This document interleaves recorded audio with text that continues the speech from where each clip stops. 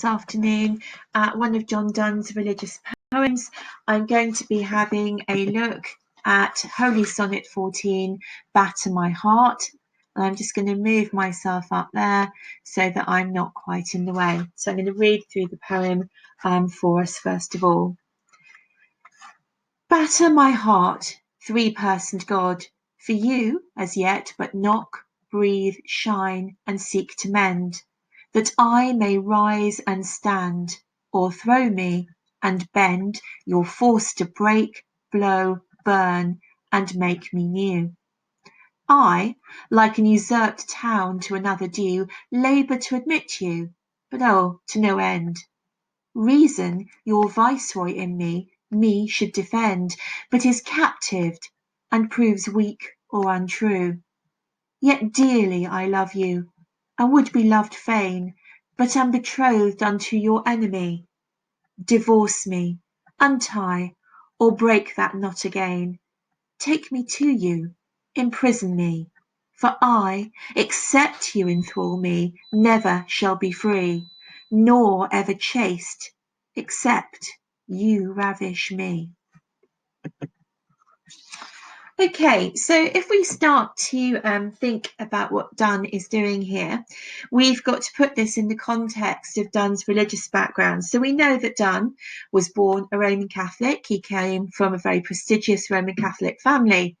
And so in Donne's whole sort of career, there is this sort of tension between the Protestant, the Roman Catholic. Is he an apostate Roman Catholic? Is he a recusant Roman Catholic? Or is he doing something else? We've talked before about how there are kinds of three different stages in terms of Donne's literary career, which essentially can be depicted as Donne, the young man, writing his love poems, the lawyer, hoping to get on in terms of being appointed in court circles. And then we move on to Donne the married man, post his marriage to Anne More. And then we move on to John Donne the divine, and this is his religious period. We think that these religious sonnets were probably written about 1609 to 1611. And this is kind of the start of that kind of religious process. We looked at Good Friday, Riding Westward, 1613, which is where Donne seems to have a sort of an epiphanic moment of understanding that really his life must be dedicated to God.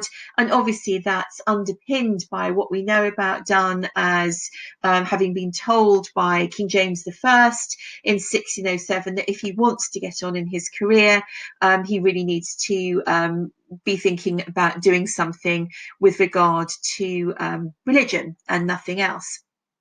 So this is what we have with regard to Donne's career.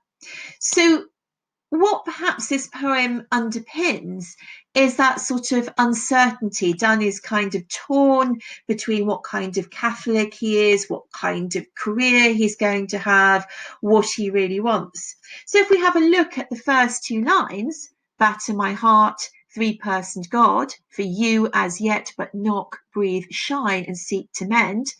The first thing that we notice here is the imperative, the trochee, batter my heart. Some people see this poem is written in iambics, but I think batter, that first syllable is actually pretty strong, isn't it? So I think it's much more of a trochee. And it stands out, doesn't it? Because it's so imperative. If you batter something, you are doing something extremely physical. And the person that he's asking to do this is the three-personed God. Perhaps something that is rather surprising here. Why is he asking God to batter his heart? It's as if somehow he needs to have some kind of great physical impact made upon him in order to realize something about God. So batter my heart, three-personed God. The three-personed God is a reference to the Holy Trinity, the Father, the Son, and the Holy Ghost. So if you've got three people doing some battering, that makes it even stronger. So this is, a very strident start to this poem. Donne is doing something quite extraordinary in that first line. But God at the moment is, as yet, only knocking, breathing, shining, and seeking to mend. These are all much more gentle ideas: knocking at the door, breathing, shining, seeking to mend. They're not really strong, violent verbs. So that's a series of verbs there. They're strong. They're the things that perhaps we would more generally associate with what God might be doing. But here, the imperative is for God to batter my heart. The next bit here is in the second quatrain. I, like an usurped town, to another do, labour to admit you, but owe to no end. So here Donne is using the simile of comparing himself to a town that's been taken over by another force, but owes its allegiance to somebody else. And he's struggling to let in God, and is really failing to let God into his life because he's been taken over. He's been usurped. This sort of idea by force, he's been taken over. And if you look down the bottom here, you can see an image here of a battering ram trying to break down the fortresses of a walled city. So this is the imagery that Donne is using here: batter my heart and usurped town. It's the imagery of battle. It's the imagery of some sort of military force. What goes along with this, these ideas here, the uncertainty, God, you've got to do something, you've got to batter my heart so that, you let me in. And the uncertainty of the speaker himself, I'm like an usurped town, I've been taken over. The force that's taken over is presumably the forces of evil, Satan, Lucifer, and it's that kind of idea. So therefore, he's struggling. The verb labour to admit, I'm really working hard, I can't do it. And this perhaps is underpinned by these different ideas between being a Roman Catholic and being a Protestant. So if you were a Roman Catholic, you believed that your fallen soul would be saved by God's grace. And God's grace could be achieved through many things, including the sacrament of baptism, other sacraments that followed that, and through good deeds, and also the intercession of other people in terms of their good deeds and their prayers for you. If you were a Protestant, you didn't really believe in grace and the intercession for sins and the things in that sense. And man was much more on their own. You needed to have faith and belief, but that salvation, that end point, what would happen to your soul, was in God's gift. If you were a Roman Catholic, you had much more certainty that God would kind of ride in and would do something for you.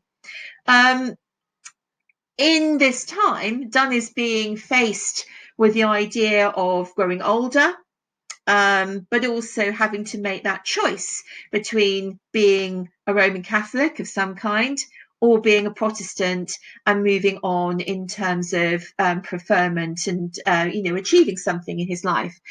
And Donne seems to have made his choice in this sort of middle part of the early 17th century. And, once he does this, he's entering that more Protestant world of suffering and uncertainty. And I think we probably see this here, where we get the address to God: God, you've got to do something for me because I can't do it on my own. I need you to give me a sign. I need you to select me, to help me out. Okay, let's move it on there. So this is that sort of key idea, isn't it, between Donne being either an apostate or a recusant. So if you're an apostate Roman Catholic, you are somebody who has essentially renounced your Roman Catholic beliefs. So you would be born a Roman Catholic, perhaps have practiced as a Roman Catholic, and you would then have decided that you didn't want to follow that anymore. If you were a recusant Roman Catholic, it would mean that you would probably you would be not choosing to follow the Protestant Church of England. You wouldn't proclaim your allegiance to King James I as the head of the Protestant Church, and you wouldn't be attending ceremonies. And that in itself came with some dangers. Donne seems to have kind of done his own version of this, diffusing some of his Roman Catholic beliefs and his Protestant beliefs to reconcile these things to himself. And he wrote a very important book called Pseudo-Martyr. And Pseudo-Martyr, which if I look and I do this, let's choose a pen. Okay, so Pseudo-Martyr, pseudo. Ooh.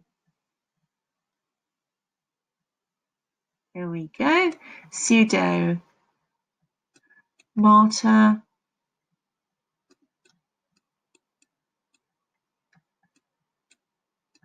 And in Pseudo-Martyr, Donne argued that you could, in fact, be a Roman Catholic, but still proclaim your allegiance to King James I and be a loyal citizen. And James I rather liked that idea.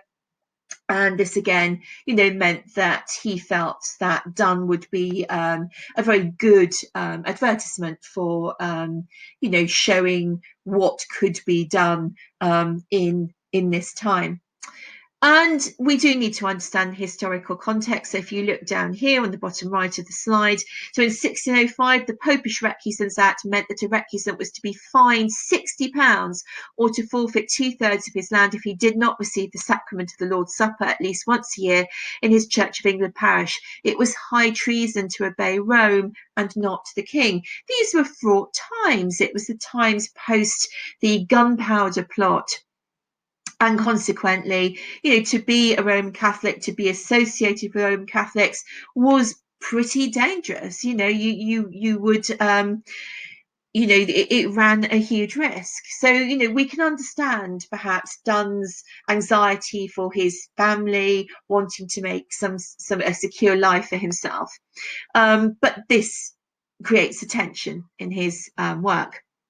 And we also have to remember his family background. So he comes from an illustrious Roman Catholic family, and his own brother, Henry Donne, dies in 1594 in Newgate Prison of bubonic plague whilst being imprisoned for being a recusant, for being somebody who refused to acknowledge the Queen as then, which would have been Elizabeth I, as head of the Church of England, head of the Protestant Church.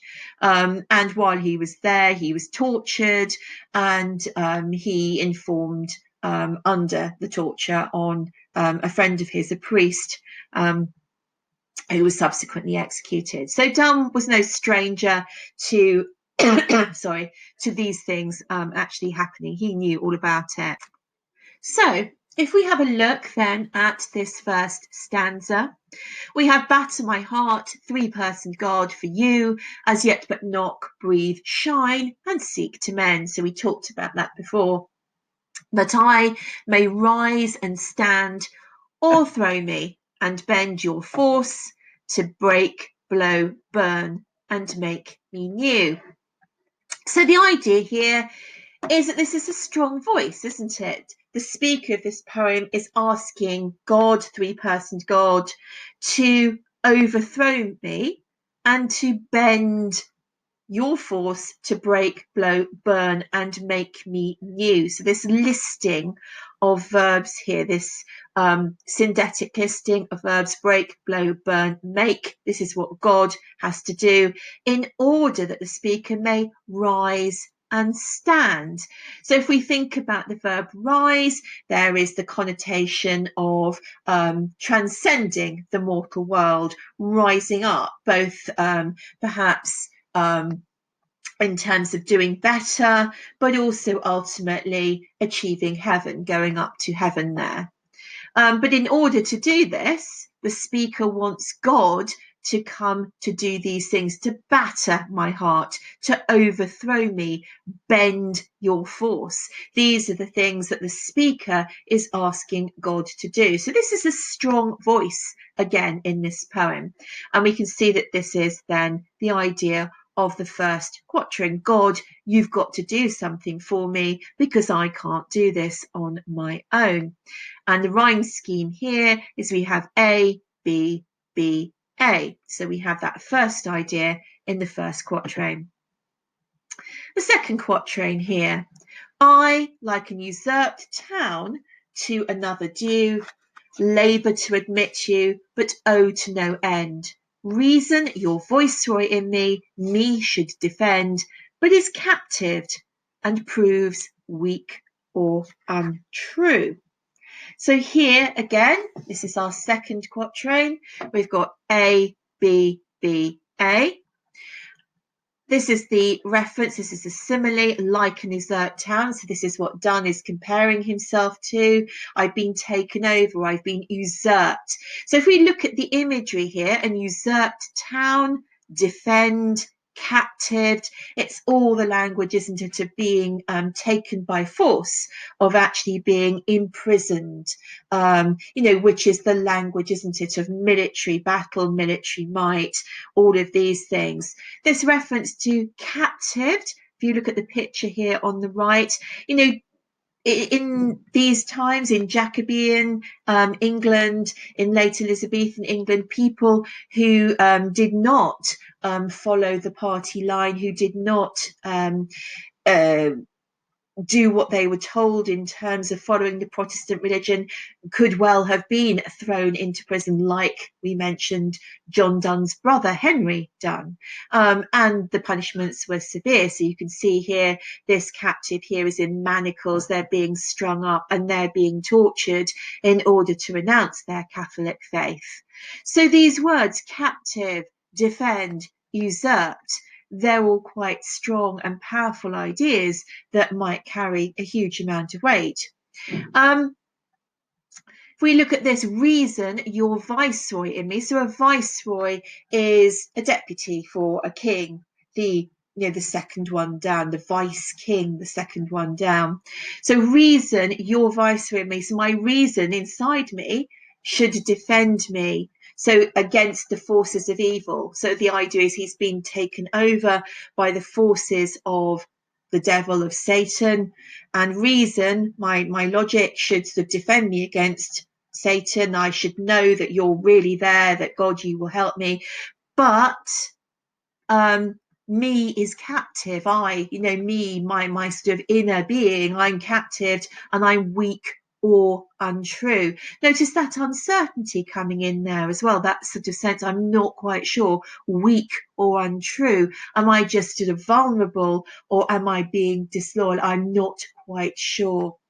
So this is the second idea here, isn't it? So the first idea was, God, you've got to do something for me. The second idea is, I can't do it myself because I'm either weak or untrue. I've been taken over by these forces of evil. Okay, so this is where we move on to the next idea here. So that was our octave, as it were. We now move on to the sestet here. So yet dearly I love you and would be loved fain. So this is the yet. So yet suggests a shift in the argument, doesn't it? So yet the shift in the argument, the volta, yet dearly I love you, you being God, and would be loved fain. Fain means that I would rather be, I really want to be. It's an old-fashioned word for that. I really want to be. But am betrothed unto your enemy. So the speaker here says they love God, but it's doing no good. But I am betrothed unto your enemy. Look at the language here, the verb betrothed. It's the language, isn't it, of love, of relationships, which perhaps we would expect to find more in one of the love poems. But here it's a poem that is a religious poem. And then we have that sort of end stopped line here. And then again, we have some more imperatives directed at God. Divorce me, untie, or break that knot again. So this is what God, the three-person God, has to do. They've got to divorce me, untie, or break that knot. These are the three things they've got to do. But notice it's again, break that knot again. So it's telling us, isn't it, that adverb is telling us it's not the first time. The speaker here seems certain that God can do this because they have that sense that God has already done this before. They have this feeling that God has helped them out in the past. Notice, though, it's not just as easy as severing a cord. It's a knot. It's got to be unpicked. It's not quite as simple as just cutting a thread. And then we have, some more imperatives. Take me to you, imprison me.